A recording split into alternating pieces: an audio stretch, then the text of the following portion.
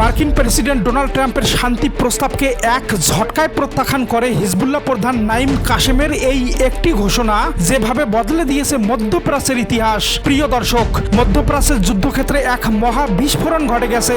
মার্কিন president Donald ট্রাম্পের তৈরি করা বহুল আলোচিত লেবানন যুদ্ধবিরতি প্রস্তাব এক ঝটকায় লাথি মেরে উড়িয়ে দিয়েছে সশস্ত্র গোষ্ঠী হিজবুল্লাহ। ওয়াশিংটনের মধ্যস্থতায় ইসরায়েল এবং লেবানন সরকারের মধ্যে একটি যুদ্ধবিরতি চুক্তি ঘোষণা করা হয়েছিল, কিন্তু সরাসরি টেলিভিশনে এসে হিজবুল্লাহ প্রধান নাঈম কাশেম এই মার্কিন প্রস্তাবকে সম্পূর্ণ প্রত্যাখ্যান করেছেন।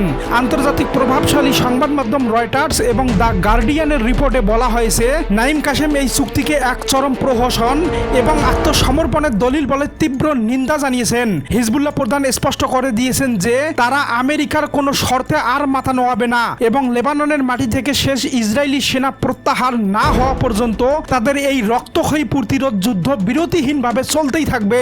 ভেতরের আসল স্ট্র্যাটেজি হচ্ছে, এই তথাকথিত যুদ্ধবিরতি চুক্তির আলোচনার টেবিলে হিজবুল্লাহর কোনো প্রতিনিধিকেই রাখা হয়নি। ট্রাম্প প্রশাসন মূলত লেবানন সরকার এবং ইসরায়েলকে এক টেবিলে বসিয়ে এই খসড়া তৈরি করেছিল, যেখানে শর্ত দেওয়া হয়েছিল যে হিজবুল্লাহকে দক্ষিণ লেবানন থেকে তাদের সমস্ত অস্ত্র ও যোদ্ধা সরিয়ে নিতে হবে। হিজবুল্লাহ প্রধান নাঈম কাশেম ক্ষোভ উগরে দিয়ে বলেছেন, এই চুক্তি মূলত লেবাননের জনগণকে ধ্বংস করার এবং ইসরায়েলি শত্রুদেরকে যখন তখন লেবাননে ঢুকে মানুষ মারার লাইসেন্স দেওয়ার মতো একটা গোপন রোডম্যাপ। হিজবুল্লাহ প্রধান সাফ জানিয়ে দিয়েছেন, ইসরায়েল যতক্ষণ পর্যন্ত দক্ষিণ লেবানন দখল করে রাখবে ততক্ষণ ইসরায়েলের উত্তর অঞ্চলীয় কোনো শহর বা নাগরিক নিরাপদ থাকবে না। হিজবুল্লাহর এই অনমনীয় অবস্থানের ঠিক পরপরই লোহিত সাগরের মতো লেবানন সীমান্তেও যুদ্ধ এক নতুন এবং ভয়াবহ রূপ নিয়েছে।